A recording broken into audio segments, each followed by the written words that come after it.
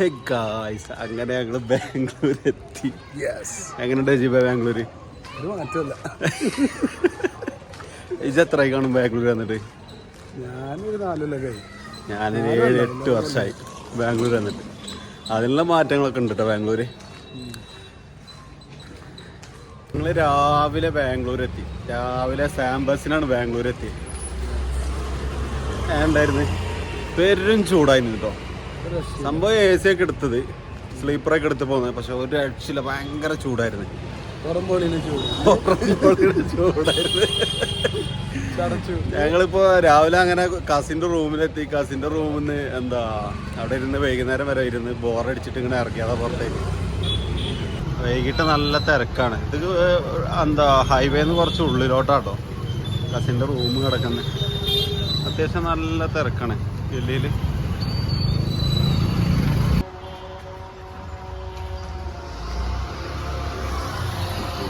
മഗ്‌രിബിന്റെ ടൈമാണ്.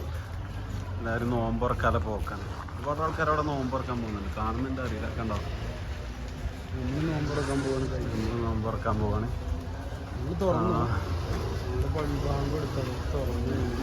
ബാങ്ക് കൊടുത്തു കഴിഞ്ഞ് പള്ളിയിൽ പോയിട്ട് നിസ്കരിച്ചിട്ട് നേരെ റൂമിലേക്ക് പോകാന്ന് കരുതി.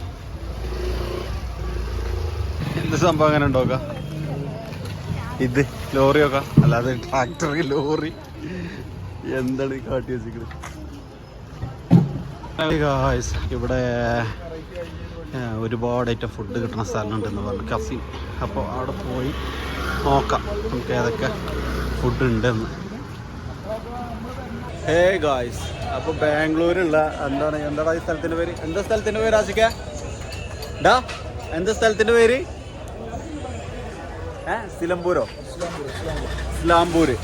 ഇസ്ലാംപൂരുള്ളത്. അതായത് നമ്മുടെ HL ഒരു ഗല്ലിയാണ്. ഭയങ്കര ഫുഡ് കോർട്ടാണ് ഇവിടെ ഉള്ളത്. ഒരുപാട് ഐറ്റം ഫുഡാണ്. എന്തൊക്കെയെന്ന് എനിക്ക് തന്നെ അറിയില്ല. ഒരുപാട് ഐറ്റം ഫുഡാണ്.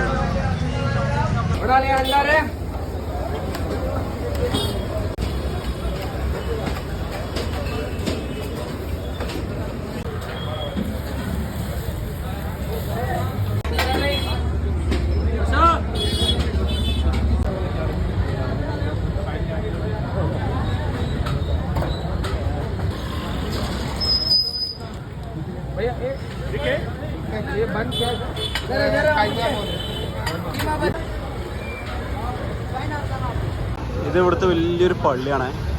അത്യാവശ്യം വലിയൊരു പള്ളി, ഒരുപാട് ജനങ്ങൾ നിൽക്കുന്നത്. ഇത് സത്യത്തിൽ മുസ്ലിംസിൻ്റെ ഒരു ഏരിയയാണ്. ഇത് തോന്നുന്നു ഇവിടെ ഇപ്പോൾ എൻ്റെ കസിൻ പറഞ്ഞ രീതിക്കാണെങ്കിൽ ഈ ഭാഗത്ത് മാത്രമേ ബീഫ് കിട്ടുള്ളൂ. പുറത്തൊന്നും ബീഫ് അങ്ങനെ കിട്ടൂല. ബാൻ ചെയ്തുകൊണ്ട് കർണാടക ബാൻ ചെയ്തിരുന്നു ബീഫൊക്കെ. ഇതാണ് പള്ളീൻ്റെ ഉള്ളിൽ. 2 നില 3 നില ഫുൾ ടൈം ആൾക്കാർ ഫുള്ളായിട്ടാണ്.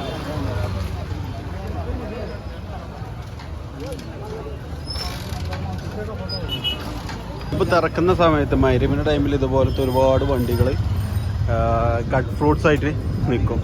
അപ്പോൾ അതിൽ നിന്ന് വാങ്ങിയിട്ട് നോമ്പ് തുറക്കാനാകുമ്പോൾ അതിൽ നിന്ന് വാങ്ങിയിട്ട് ഓരോരുത്തർ പള്ളിയിൽ ഒരു പ്ലേറ്റ് പോലെ എന്തോ കൊണ്ടുവച്ചിട്ട് അതിൽ കൊണ്ടുപോയിട്ടിടും ആവശ്യക്കാർക്ക് എടുക്കാൻ വേണ്ടിയിട്ട്.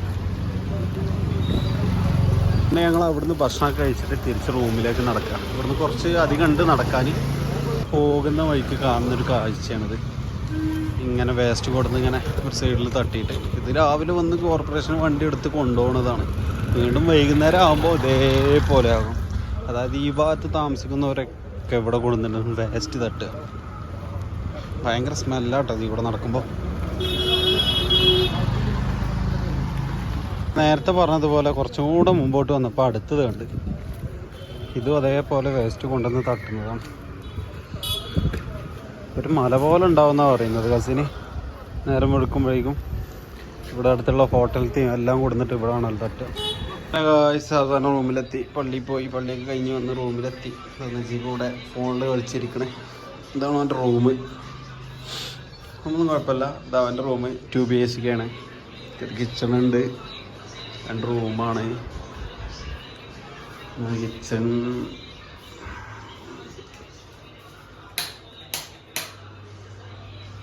ഇതാണ് കിച്ചണ്.